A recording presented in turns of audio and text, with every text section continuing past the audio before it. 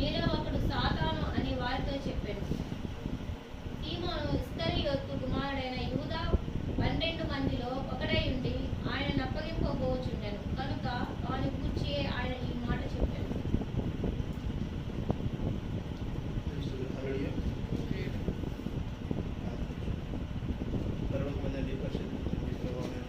చదవబడిన సంపూర్ణమైనటువంటి విషయాన్ని వివరించడానికి మేమేమంటున్నాం సరిగలిగిన వారు కాదనైనా ఆరోగ్యమైన వారు కానీ మమ్మల్ని ప్రేమించి ఆశీర్వదించి ఇదిగోనైనా ఈ పిలిపిడి మీద నిలబెట్టినందుకు మీకు వందనాడుతుంది. ఇదిగోనైనా ఈరోజు ఈ కాలం కావలసిన వర్తమానం అయి ఉంటుంది. ఆ వర్తమానము మీరే ప్రభా దూత చేత నా దగ్గరికి తీసుకొచ్చినందుకు మీకు వందనాలు చెల్లించుకుంటాం. 7వ దూత చేత ప్రభా మేము పొందుకున్నటువంటి ఆ వర్తమానమును ప్రభా మేము వెంబడించాలని ఆశ కలిగి ఉన్నాం. సంఘమంతటన ప్రభా ఆ విశ్వాసముతో ఆ యొక్క ప్రేమతో ప్రభా ఆ యొక్క నమ్మకముతో ప్రభా మీరు మాట్లాడతారని పరిశుద్ధాత్మ ఆ మధ్య ఉన్నదని మేము నమ్ముతూ ఈ వాక్యమును పూర్తిగా వివరించగలుగుతారని కోరుకుంటూ ప్రొవైడ్ యేసు క్రీస్తున్నాము అడిగి వేడుకుంటున్నాము తండ్రి. ఆమేన్. హల్లెలూయా.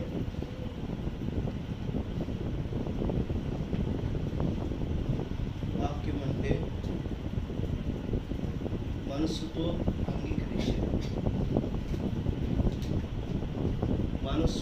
అంగీకరించేది వాక్యం. నువ్వు అంగీకరించగలిగేదే వాక్యం. వాక్యం అంటే శబ్దమై చేస్తుంది. మొదటిగా ఈ విషయం ముందు తెలుసుకోవద్దు, బాధ పెట్టద్దు, బాధపడద్దు. నీ చెవికి విన్నది నువ్వు అంగీకరించావా? ఆమెను. నువ్వు అంగీకరించలేదా? చెప్పకు, చచ్చిపో. దయచేసి నువ్వు విన్న మాట ఇది నిజమని నీ మనసుకి హత్తుకుందా? ఆమేన్. బతికున్నావు. నిత్య జీవము కలిగింది వాక్యము నీ దగ్గరకు వచ్చినప్పుడు బతికున్నావని చెప్తుంది. హల్లెలూయా. దీనికి విషయం ఏంటి? ఉదాహరణ చెప్తాను. వడిలిపోతున్న చెట్టుకి నీరు పోస్తే ఏమవుతుంది? ఏమైంది? మరలా అది తేజస్సు కలిగింది. నువ్వు మృతుడు కాబడుతున్నప్పుడు నీ దగ్గరికి నిత్య జీవం వాక్య శబ్దం వచ్చినప్పుడు ఆమె నువ్వు చెప్పాలి కదా. అప్పుడే కదా నీలో జీవం వచ్చేది. చెప్పలేని స్థితిలో నువ్వు ఉన్నావంటే నువ్వు నిశ్చివే. నువ్వు బ్రతికున్నా వ్యర్థమే. ఇదే వాక్యం. దాన్ని గ్రహించలేని స్థితిలో నువ్వు ఉన్నావంటే నిజంగా ఎంత పనికిమాల స్థితిలో మనం ఉన్నామో గమనించాం. ఎదుటి వాళ్ళు వాడు చెప్తున్నారు, అది వాస్తవా కాదా? నీ మనసుకు నచ్చిందా లేదా? నీ మనసుకు నచ్చింది అని అంటే అది వాక్యమైతే, ప్రవక్త చెప్పిన విషయమైతే, నీ మనసుకు నచ్చితే నువ్వు దేవునికి వారసుడివే. ఆమేన్. నీవు అక్కడ దొంగతనం చెయ్యాలి. ఆడ 3 రూపాయలు ఉన్నాయి. ఆ 3 రూపాయలని మనం ఎలా దొంగతనం చేయాలన్నా ఎస్ నేను కూడా చెయ్యాలి అంటే నీ మనసు అనిపించిందను. దేనితో బతుకున్నట్టు దొంగతనంతో కాదా? అవునా? అది దొంగతనం కాదు నువ్వు అంటున్నావు.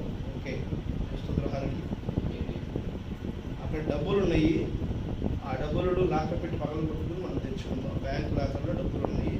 ఆ లాకర్ పెట్టి పగలు పట్టుకుని తెచ్చుకుందాం అనుకుంటున్నాం అని ఒకడు అంటున్నాడు. నీ మనసుకి నీ చెవికి వినబడి అది నువ్వు చేయాలనిపించింది. అది రైట్ అని నీకు అనిపిస్తుంది. పోలీసులు దర్యాప్తు జరిగింది. దాంట్లో వాళ్ళు ముద్దాయిలని తెలిసింది. వారితో పాటు నువ్వు ఉన్నావని నువ్వు శిక్ష పడతావు. అప్పుడు ఏమవుతుంది? నువ్వు ఏది తప్పేదో నీ మనసు చెప్పట్లేదా? అంత తెలియనటువంటి స్థితిలో నువ్వున్నావా? అది దొంగతనం అన్న విషయం ఎవరైనా చెప్పాలా? ఎవరైనా చెప్తారా? చిన్నపిల్లలకు కూడా తెలుస్తుంది కదా, తెలుస్తుందా లేదా? అంటే నీ మనసుకు తెలుసు ఏది రైట్ ఏది రాంగో నీకు తెలుసు. అంటే నీ మనసులో ఒక నిత్య జీవం ఉన్నది. ఆమేన్. నిత్య జీవం ఉన్నది. తీర్పు నీ మనసే తీరుస్తుంది. న్యాయాధిపతి ఎక్కడున్నాడు? నీ మనసు ఆలోచన మీదే ఉన్నాడు. ఆమేన్. దానిని నువ్వు గ్రహించలేనటువంటి స్థితిలో నువ్వు ఉంటే నువ్వు వ్యర్థమే కలిగి ఉంటావు. వస్తే రాని, పోతే పోని, ఉంటే ఉండని. ఇది సరికాదు, ఇది సరికాదు. ఒక ప్రాణం లేని మొక్క, ఒక ప్రాణం లేనటువంటి ఒక మాట రాని జంతువు తనకు కావలసిన దానికోసం ప్రయాసపడుతుంది. నీ ప్రయాస దేనికోసం ఉంది? నువ్వు ఏ స్థితిలో ఉన్నావు ఒకసారి గమనించుకో. కనీసం కుక్క ఇంటి ముందు ఏదన్నా పడేస్తారేమోనని రెప్పట్లాడుతుంది. గోడ మీద ఏమైనా మెతుకులు దొరుకుతాయేమోనని చెప్పి ఉడత, తొండ, లేకపోతే కాకులు, పిసుకులు, పక్షులు రెపరెపలాడుతాయి, కిచుకిచుకొని తిరుగుతాయి. ఎక్కడైనా ఏదైనా జీవపు మాంసము దొరకపోతుందా అని మృగము కాసుకుని కూర్చుంటుంది. మరి నువ్వు దేనికోసం కూర్చుంటున్నావు? నువ్వు దేనికోసం చూస్తున్నావు? నువ్వు దేనికోసం బతుకుంటున్నావు? నువ్వు దేనికోసం ఉంటున్నావు? సమయానికి ముద్ద తింటానికి. ఎంత సిగ్గుమాలు బతుకుతున్నావు. నేను లేదా నీ దగ్గర జీవం? సిగ్గు లేదా? మనిషివి కదా, ప్రేమ లేదా, వాత్సల్యం లేదా, కనికరింపు లేదా, జాలి లేదా? ఏ బ్రతుకులో మనం ఉంటున్నాం? ఒక నిర్జీవమైన బతుకు బతుకుతూ, దుర్మార్గమైన బతుకు బతుకుతూ, సిగ్గుమాలిన బతుకు బతుకుతూ ఎందుకు? ఈరోజు ప్రతి ఒక్కరిని ప్రశ్నించుకోవాల్సిన సమయం ఇది.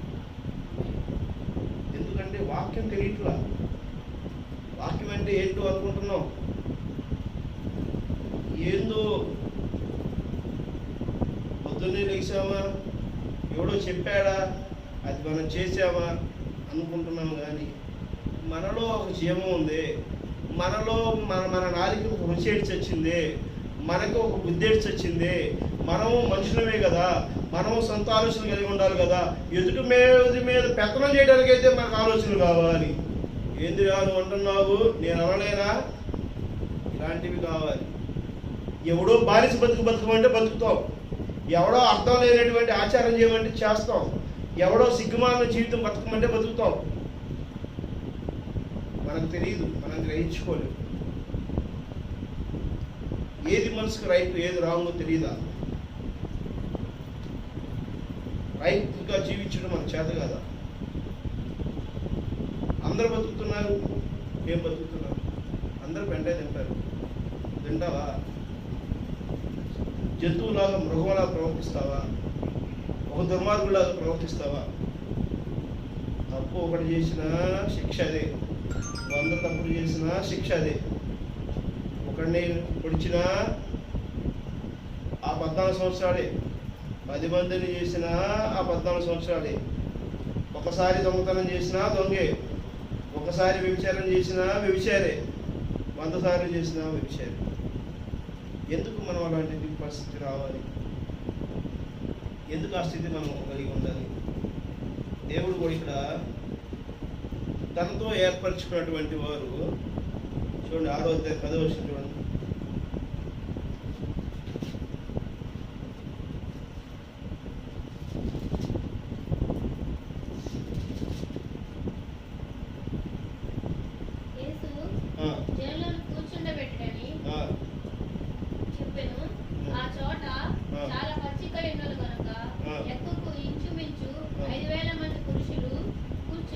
ఎంతమంది కూర్చున్నారు? 5,000 మంది కూర్చున్నారంట. ఎక్కడ ఇది? చివరగా యేసు తన శరీరం సాదృశ్యముగా రొట్టెను పంచుతున్నాడు. తెలుస్తుంది. హల్లెలూయా. తన రక్తానికి సాదృశ్యమైన ద్రాక్షారసమును పంచేటువంటి ఆ స్థితిలో దేవస్తుతులు హల్లెలూయా. ఇప్పుడు ఏ స్థితిలో ఉన్నాం మనం? ఆయన చెప్పే జీవపు వాటర్లను వినే స్థితిలో మనం ఉన్నామా లేదా? దేవస్తుతులు హల్లెలూయా. వినే సమయమేనా ఇది? ఆ జీవపు మాటలు వినే సమయమేనా? ఆ రోజు చూడండి, యోహాను 6:13 వచ్చింది.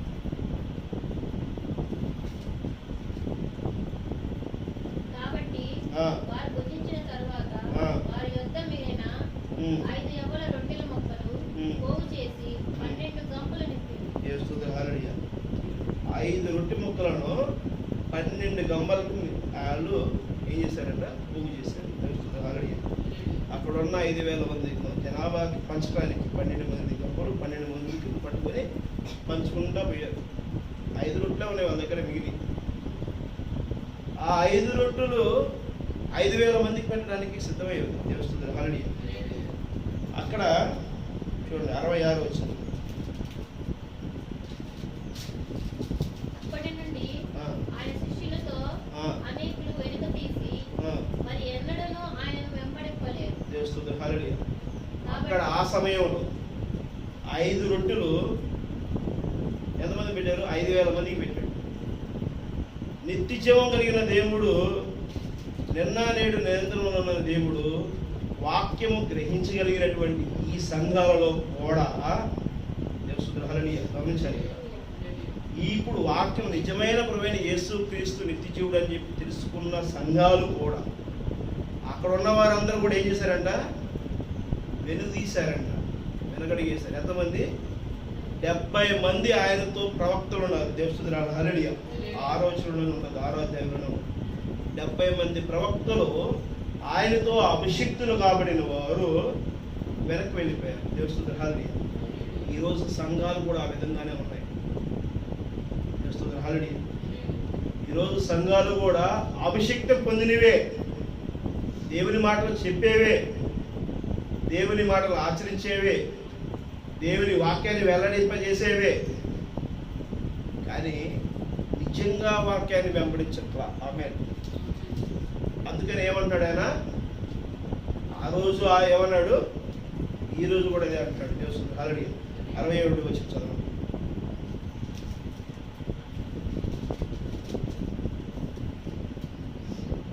యేసు 67వ వచనం.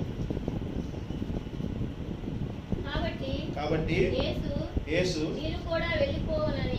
మీరు కూడా వెళ్ళిపోవాలని విన్నారా? ఎక్కడికి వెళ్ళిపోవాలనుకున్నారా? దశమ భాగాలు తీసుకోవాలనుకుంటున్నారా? పోండి, తీసుకోండి. చర్చిలు కట్టుకోవాలనుకుంటున్నారా? పోండి, కట్టుకోండి. మీరు కూడా పెద్ద పెద్ద అంగీలు వేసుకుని పాస్టర్ లాగా మెహర్బానీ పొందాలనుకుంటున్నారా? పోండి. గొప్పలు ప్రకటించాలనుకుంటున్నారా? పోండి. అవే కదా కోరుకుంటుంది ఈరోజు. కాపర్లు అదే కదా కోరుకుంటుంది. అర్థమవుతుందా? చర్చిలో జరుగుతున్నది ఇదే, సంఘాల్లో ఉన్నది అదే. దానికి ఏమంటున్నారు అక్కడ చూడండి. అని 12 మందిని అడగగా సీమోను పేతురు, ప్రభువా ఎవని యొద్దకు వెళ్ళుదుము? సీమోను పేతురు అంటున్నాడు, నీవే నిత్య జీవపు మాటలు గలవాడు. నీవే నిత్య జీవపు మాటలు గలవాడు. నీవే దేవుని పరిశుద్ధుడవని నీవే దేవుని పరిశుద్ధుడవని మేము విశ్వసించి ఎరిగి ఉన్నామని ఆయనతో చెప్పాను. అందుకు యేసు ఏమంటాడు? నేను మిమ్మల్ని 12 గురించి ఏర్పరచుకొనలేదా? మీలో ఒకడు సాతాను అని వారితో చెప్పాడు. దేవస్తులు హల్లెలూయా. మీ వాక్యం, మీరందరూ వాక్యాన్ని వెంబడించే వాళ్ళే, వాక్యానికి లోబడిన వారే, మీరు నేను చెప్పినది యాస్టీస్ చేస్తున్నారని మీరు నా యందు విశ్వసించిన వారే, మీరు నా మాటల్లో నిత్య జీవం ఉందని మీరు నమ్ముతున్నారు. కానీ మీలో ఒకడున్నాడు సాతాను వెంబడించేవాడు. ఎవరంట? మీలో ఒకడున్నాడు. ఈరోజు సంఘాన్ని కూడా దేవుడు ఆ విధంగానే చూస్తున్నాడు. ఏ సంఘాన్ని చూస్తున్నాడు? ఆ పేరు కలిగిన సంఘం, ఈ పేరు కలిగిన సంఘం, ఈ పేరు కలిగిన సంఘం, ఆ పేరు కలిగిన సంఘం అని చెప్పి చూడట్లా. సంఘం అంటే వధువు. ఆమేన్. సంఘం అంటే ప్రపంచం మొత్తం వ్యాపించినటువంటి దేవుని యొక్క బిడ్డలు అనుకోబడుతున్న క్రైస్తవులే. వాళ్ళందరి మీద వాళ్ళందరికీ చెప్తున్నాడు దేవుడు, మీలో ఒకరు ఉన్నారు. దేవుడు హారడి అర్థమవుతుందా? 1 కొరింథీయులు 15:32 వచ్చింది.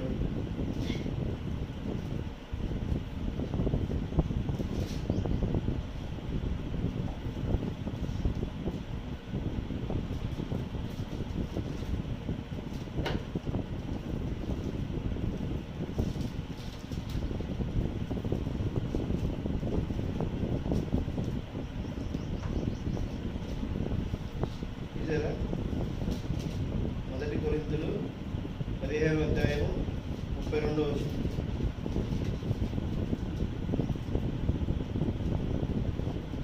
మనుష్య రీతిగా నేను ఎఫెసులో మృగములతో పోరాడేలా నాకు లాభమేమి? మృతులు లేపబడినేలా రేపు చనిపోదుము కనుక తిందుము త్రాగుము. ఏమనుకుంటామంటే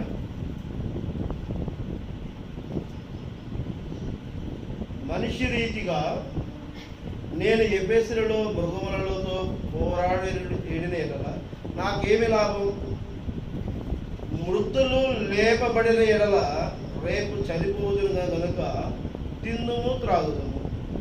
మోసపోకుడి, దుష్ట సాంగత్యం మంచివి నడవలేనని చెరుపును.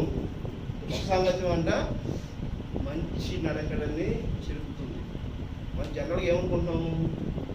మనమేముంది, చస్తాము. కొంతమంది అదే అనుకుంటారు. ఇజ్రాయిల్ కదా పుట్టింది, మనకు కాదు కదా.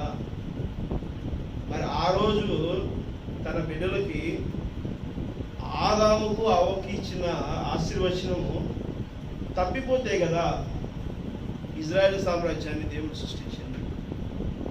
ఆ రోజు ఆ ఇజ్రాయేలుడు ఆయనకి సిలువేయబడినప్పుడు ఉత్తర దిక్కున, దక్షిణ దిక్కున, పడమర దిక్కున, తూర్పు దిక్కున 4 దిక్కులకి ఆ 12 మంది శిష్యులని ఆయన పంపించినప్పుడు ఏమైంది? సువార్త అంతా వ్యాపించింది. దేవస్థుతుల హారడి ఇప్పుడు ప్రపంచం మొత్తం వ్యాపించి ఉన్నది. దేవస్థుతుల హారడి ఈ ప్రపంచం మొత్తం వ్యాపించినటువంటి సువార్త దేవుని ఎత్తబాటులోకి తీసుకెళ్తే ఎక్కడికి వ్యాపించాల్సి ఉంది? దేవస్థుతుల హారడి ఎక్కడికి వ్యాపించాల్సి ఉంది? విశ్వమంతా వ్యాపించవలసి ఉంది. దేవస్థుతుల హారడి నీలాగా, నాలాగా, నీ మాదిరిగా, నా మాదిరిగా ఇక్కడ జరుగుతున్నటువంటి పరిణామాలు, ఈ భూమి మీద జరుగుతున్నటువంటి పరిస్థితులు మనం అనుకుంటున్నాం. జనరల్గా కొంతమందికి ఏమనుకుంటారంటే, మాకు ఇక్కడ ఉన్నది, మా బంధుగణం ఇది, మా బలం ఇది అని ఒక ఊరు ప్రాంతం వారు అనుకుంటారు. ఒక నాయకుడు ఒక జిల్లా స్థాయో, ఒక రాష్ట్ర స్థాయో అనుకుంటారు. ఇంకొక నాయకుడు ఒక దేశ స్థాయిలో అనుకుంటాడు. ఒక్కొక్క రీజన్, ఒక మత ప్రచారము లేదా ఒక దేశానికి, ఒక సంస్థకు, ఒక ప్రాంతానికి చెంది ఉంటుంది. అది దాటితే ప్రపంచం మొత్తం ఒక స్థితి ఉంటుంది. ఆ ప్రపంచం మొత్తం కూడా రకరకాల విభిన్నమైనటువంటి అభిప్రాయాలు కలిగి అలానే ఇతర భూముల మీద కూడా, ఇతర గ్రహాల మీద కూడా ఉన్నాయి. దేవుడు హల్లెలూయా. రీసెంట్గా ఒక నాసా ఒక విషయాన్ని వెల్లడి చేస్తుంది. బుధుడు గ్రహం మీద పెద్ద డ్యామ్ ఉంది. బుధుడు గ్రహం మీద పెద్ద డ్యామ్ ఉంది. దేవస్థానం హల్లెలూయా. ఇది మీకు చూపిద్దామని అనిపించలేదు. నేను జనరల్గా చూస్తాను.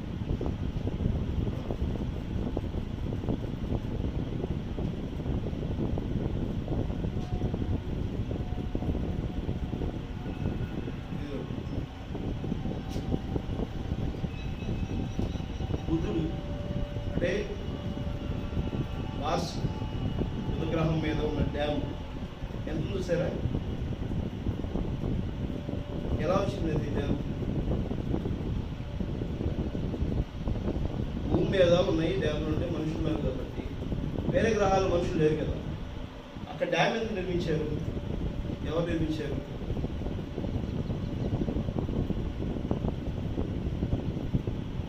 చూసారా? డ్యామేనా?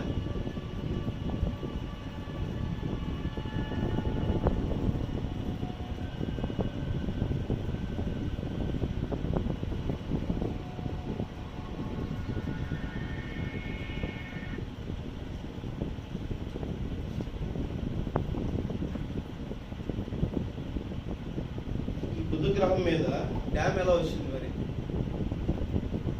అందరూ జనరల్గా హిమాలయాలో దేవుడు ఉన్నాడు, అవునా? హిమాలయాలో దేవుడు ఉన్నాడు, ఒక దేశానికి దేవుడు ఉంటాడు, ఒక ప్రాంతానికి దేవుడు ఉంటాడు, ఒక ప్రపంచానికి దేవుడు ఉన్నాడు. మరి బుధుడికి ఉన్నటువంటి దేవుడు ఎవరు? బుధ గ్రహానికి ఉన్న దేవుడు ఎవరు? బుధ గ్రహం మీద అంత పెద్ద డ్యాము ఎందుకుంది? కనీసం మన కృష్ణానది ఉంటుంది, అది డ్యామ్ పెద్దది, అంతకంటే కూడా పెద్దదే ఉంటుంది. కృష్ణానది కంటే కూడా పెద్దదే ఉంటుంది. అది ఎక్కడ? శాటిలైట్లో నుంచి తీసిన వీడియో, అది భూమి మీద మనిషి తీసిన వీడియో కాదు. అంత పెద్ద డ్యాము. ఈరోజు ప్రపంచంలోనే అతిపెద్ద డ్యామ్ ఏది? చైనాలో, అవునా? ఎక్కువ గేట్లు కలిగిన డ్యాము ఏది కట్టబోతున్నారు? పోలవరం డ్యామ్. తెలుస్తుంది హాలిడియా. పోలవరం డ్యాము ఇంకా కట్టలేదు, కడతానే ఉన్నారు. 778 కోట్ల మంది జనాభా ఉన్న ప్రపంచంలో నిర్మాణం చేయలేనటువంటిది. బుద్ధుడి గ్రహం మీద ఒక మనిషి కూడా కనబడట్లేదు, అక్కడ డ్యామ్ ఉంది, నీళ్ళు లేవు. ఆ కన్స్ట్రక్షన్ ఎక్కడ వచ్చింది? అలాంటి పరిస్థితి దేవుడి యొక్క కృప నిత్యం ఆ విధంగా ఉన్నది, వ్యాపింప చేయవలసి ఉంది. ఆయన కనబడినవాడు, ఆయనకి రూపం లేనివాడు, ఆయన నమ్మదగిన దేవుడు, విశ్వసించే దేవుడు, నీ కోసం నా కోసం ప్రాణం పెట్టిన దేవుడు. దేవుడు హల్లెలూయా. నీలో నాలో నిత్య జీవం ఉన్నదంటే ఆయన కృపే. నీలో నాలో ఆ పరిశుద్ధత జీవం ఉన్నదంటే ఆయనదే. దేవుడు హల్లెలూయా. నీకు నాకును సాదృశ్యముగా ఏ రూపమునదో దేవుని సాదృశ్యం అదే. దేవుడు హల్లెలూయా. ఆయన సాదృశ్యం చొప్పున మనము నిర్మించబడిన వారు. ఆ కృప, ఆలోచన, ఆ ప్రవర్తన, అది మరి ఆ యొక్క ఆలోచనలు మనం లేకపోతే దేనికోసం మనం జీవించి ఉండాల్సింది. దేవుడు హల్లెలూయా. 2 తిమోతి పత్రిక 4వ అధ్యాయము 7వ వచనం చూడండి. 2 తిమోతి పత్రిక 4వ అధ్యాయము 7వ వచనం.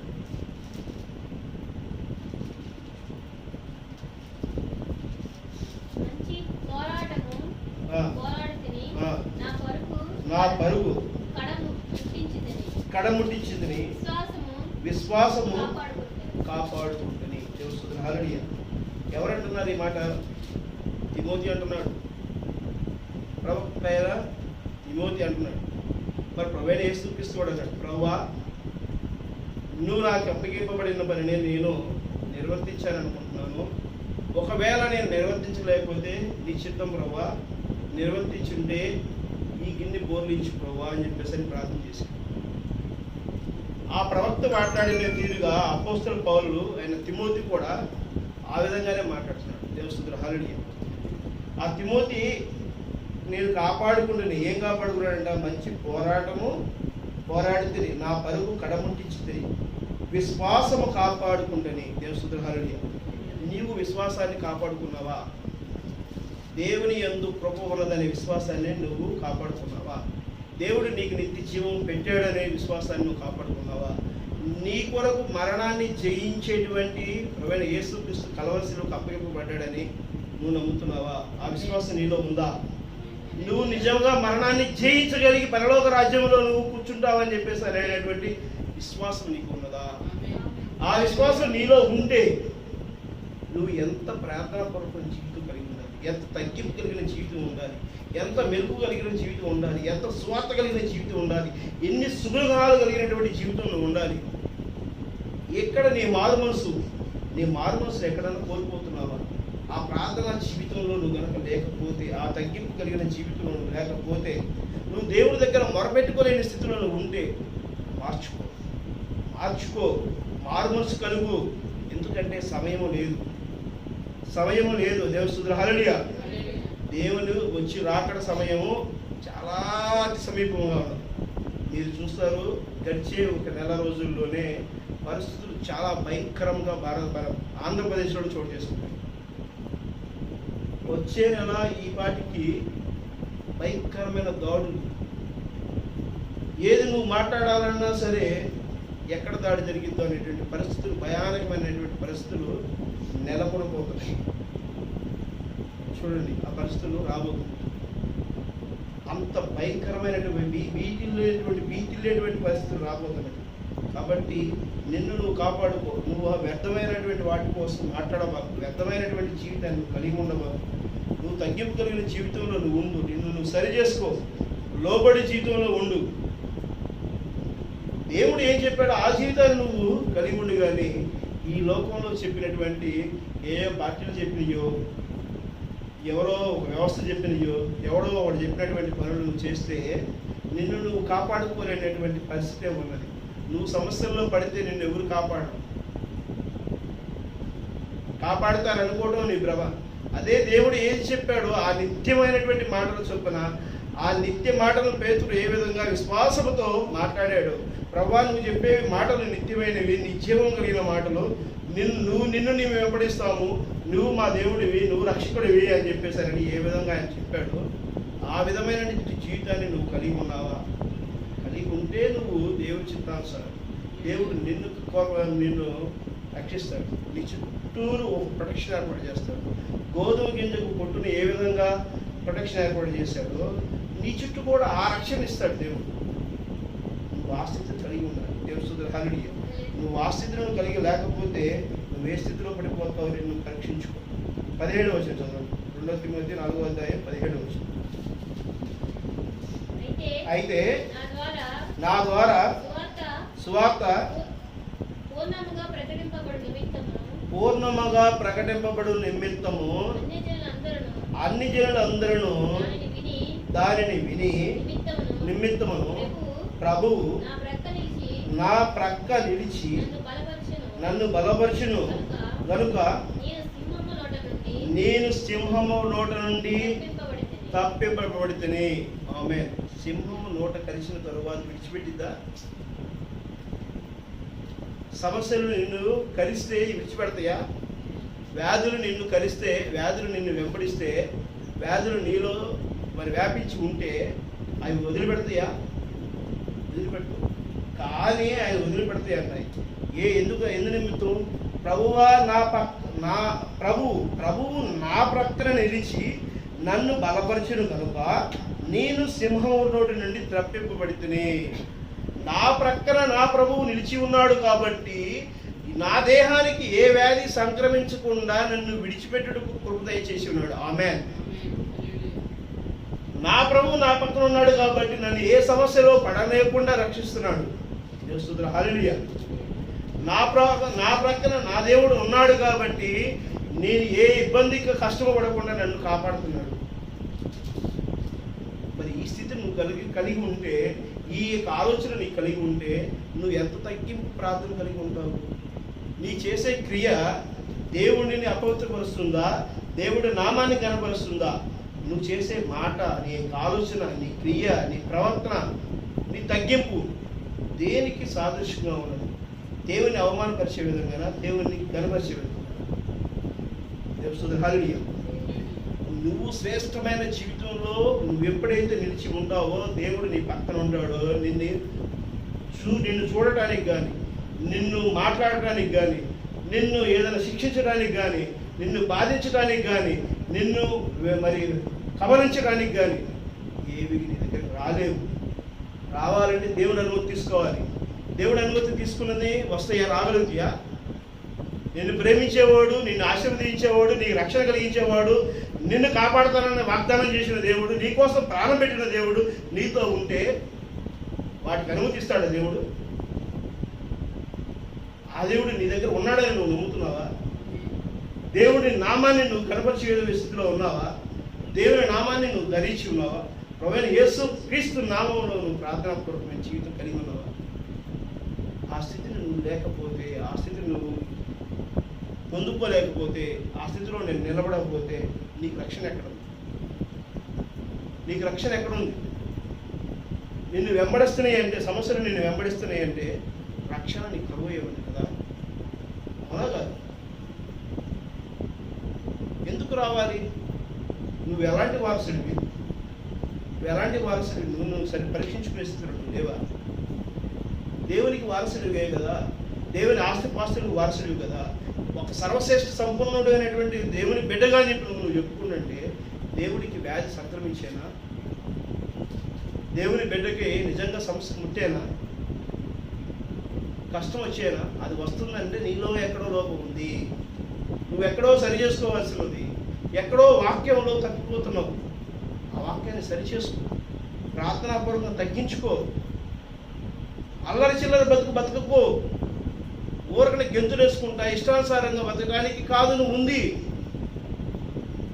ఈ లోక ప్రయాసమైనటువంటి ఆలోచనలతో నువ్వు గెంతులు వేసుకుంటాను, అల్లరి చేసుకుంటాను, హేళన చేసుకుంటాను, నువ్వు ఇష్టానుసారంగా బతికితే ఏది నీ దేవుడు? నీలో దేవుడు ఎక్కడ కనబడుతున్నాడు? నీలో వాక్యం ఎక్కడ ఉంది? నువ్వు సువార్త ఎక్కడ చెప్తున్నావు?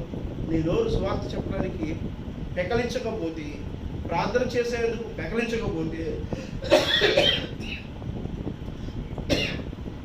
రక్షించిన దేవుడు ప్రయోజనం ఏంటి? నీకు రక్షణ ఇచ్చిన దేవుడు ప్రయోజనం ఏంటి?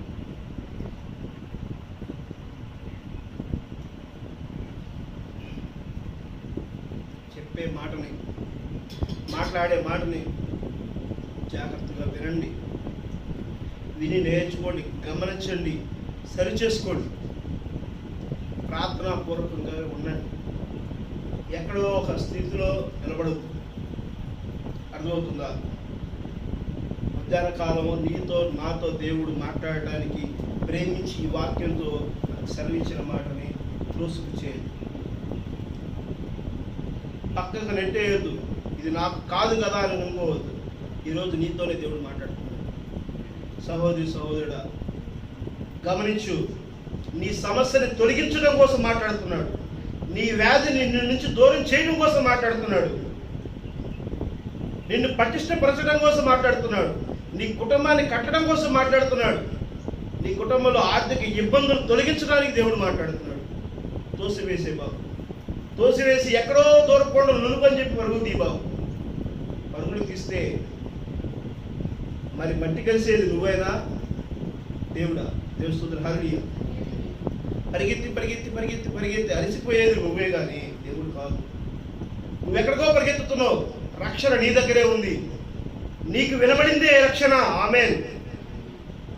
నీకు స్వస్థత ఇవ్వడానికే ఈరోజు మాట్లాడుతుంది. నీ సమస్యలు పరిష్కారం చేయడం కోసం ఈరోజు దేవుడు నీతో మాట్లాడుతున్నాడు. మాట్లాడింది దేవుడని నమ్ము, మోకరించు, ప్రార్థన చేయి. ప్రభువా, ఒక్క మారు నన్ను దర్శించిన ఆయన, ఒక్క మారు నా ఇంటికి రానాయన, ఒక్క మారు నాతో మాట్లాడు తండ్రి, నాకు కలిగిన కష్టాన్ని తీసివే తండ్రి, నీ యందు విశ్వాసంతో నీ నమ్మికగా ప్రార్థన చేస్తాను నాయన అని చెప్పి నువ్వు ప్రార్థన చేయి. ఒక్కసారి నాతో మాట్లాడమని చెప్పి నువ్వు అడుగు. ఆయన మాట్లాడతాడు. మాట్లాడి దేవుడు నిన్న నేడు నిరంతరం ఏకరీతిలో ఉన్న దేవుడు, నిత్య సజీవుడై ఉన్నాడు దేవుడు. నువ్వు నమ్మితే సమస్తము సాధ్యమే. నమ్మకపోతే నీవే సమస్యని కొని తెచ్చుకునేవాడిగా. దూషించటానికి కాదు దేవుడు ఇచ్చింది, ప్రేమించటానికి నీలో జీవం ఇచ్చాడు. ద్వేషించడానికి కాదు నీకు మనసు ఇచ్చింది, ప్రేమించడానికి మనసు ఇచ్చాడు. ఎదుటి వారికి నీకు చేతనైన సాయం చేయమని వాక్యం చెప్తుంది. నిజమైన వాక్యాన్ని వెంబడించు, వాక్యంతో సరిచేసుకో. వాక్యంలో సరిచేసుకోలేని జీవితం ఉంటే మార్చుకోలేకపోతే ఎలా? మారు మనసులా లేకపోతే ఎలా? మార్పు అనివార్యం కదా. మార్పు అనివార్యం, మార్పు రావాలి. మార్పు రాకపోతే ఎలాగా? బాల్యంలోనే మనిషి ఉండడు, యవ్వనంలోకి వస్తాడు, యవ్వనంలో నుంచి మనిషిగా వస్తాడు. తన కుటుంబము, తన పరిస్థితి, తన మళ్ళీ పిల్లలు, తన కుటుంబం క్రమంగా ఒక చక్రంగా జరుగుతూనే ఉంది కదా. మరి అలాంటి పరిస్థితిని నువ్వును నేను నిజంగా కలిగి లేకపోతే ఎలా? మార్పు రావాలి కదా.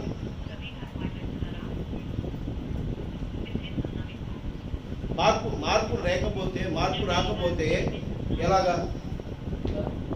దేనిని మనం సరి చేసుకునే వారిగా ఉంటాం? సరి చేసుకోలేని స్థితిలో మనం ఉంటే, నిజంగా నిత్య జీవం వైపు మనం అడుగులు వేయలేకపోతే, నిజంగా మనము దేవునికి లోబడిన జీవితంలో లేకపోతే మరి ఎలాగ మనము మార్పు రాగలుగుతుంది? నీవు నేను దేవునికి తగ్గింపు కలిగినటువంటి మనసుతో దేవునితో మాట్లాడు, ప్రార్థన చేయండి. ప్రార్థన ఎక్కువగా చేస్తేనే దేవుడు నీతోనూ నాతోనూ మాట్లాడు. నీతోనూ నాతోనూ మాట్లాడే దేవుడు నిత్య జీవుడే ఉన్నాడు. నువ్వును నేనును ఆ విధమైన స్థితిలో మనం నిలిచి ఉండాల్సిన అవసరం ఉంది. నేను స్తోత్రం. హల్లెలూయా. ప్రార్థన చేసుకుంటాం.